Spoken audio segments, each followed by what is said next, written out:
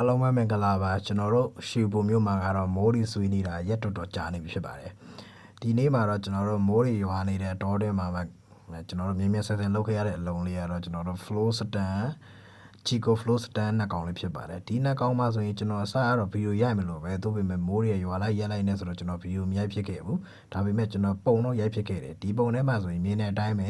ကျွန်တော်တို့ဒီ stand ရဲ့ indoor ထဲမှာဆိုရင်ကြီးကြားတဲ့နေရာမှာတန်ကြီးတွေတားကိုက်နေတယ်ပေါ့နော်ဒီလိုမျိုးထားမယ်ဆိုကြာလို့ရှိရင်တန်ကြီးကပူကိုက်မယ်ပြီးတော့ဒီအောက်ကတန်ပြားဆွေးမယ်ပေါ့အဲ့ဒီပြဿနာကိုဖြေရှင်းဖို့ဆိုရင်ကျွန်တော်ဖြေရှင်းတဲ့နီလန်းလေးကိုကျွန်တော်ပြောပြချင်တာဖြစ်ပါတယ်ကျွန်တော်ဖြေရှင်းတဲ့နီလန်းကတော့ဒီတန်ကြီးတွေကိုကျွန်တော်ကော်ပတ်နဲ့နည်းနည်းစားလိုက်တယ်စားပြီးတဲ့အချိန်မှာကျွန်တော်တို့ပြောင်းတုပ်ပြီးတော့ကျွန်တော်အောက်ကနေပြီးတော့ခံစည်းတုပ်တယ်ခံစည်းတုပ်ပြီးရင်ကျွန်တော်